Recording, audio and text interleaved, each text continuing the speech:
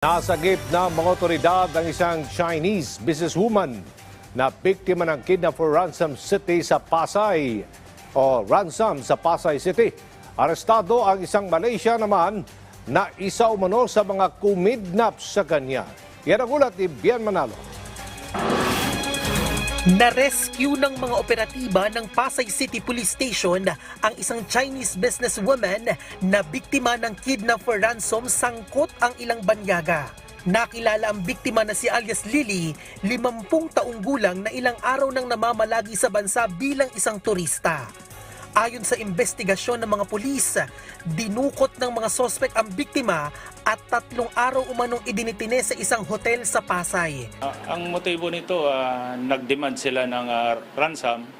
Kaya doon, nung nahuli na namin ang suspect, kinasuhan. Allegedly, nagkakilala sila sa isang casino sa Parañaque. Tapos nag-pretend ito ngayon na mga suspect na magta-transfer daw sila sa isang casino ulit. Ngunit while on their way, dinala siya sa isang hotel dito sa Pasay. Sinaktan din umano ng mga sospek si alias Lily na may mga pasa sa iba't ibang bahagi ng katawan. Sa ngayon ay nasa maayos ng kalagayan ang biktima. Nakatakas ang biktima sa hotel at doon na nakahingi siya ng saklolo sa mga nagpapatrolyang pulis. Dahil dito, agad na naaresto ng mga otoridad ang sospek na kinilalang si alias Alex, 30 taong gulang na isang Malaysian national.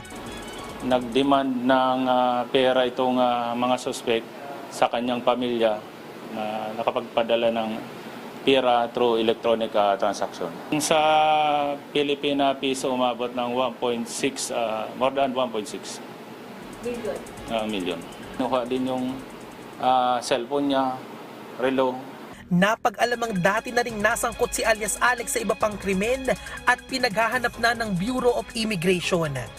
Mariin namang pinabulaanan ng sospek ang umano'y pagkakasangkot niya sa pagdukot sa biktima. Hindi ako yan gumagawa lahat ganito eh. Dahil wala ako alam dyan yung mga nangyayari lahat eh, yung sa complainant. Nasa kustodiya na ng mga pulis ang sospek na mahaharap sa kasong kidnapping with illegal detention, robbery at physical injury. Habang tinutugis na rin ng mga otoridad ang 2 pang sospek na Chinese national. Bien Manalo para sa Bayan.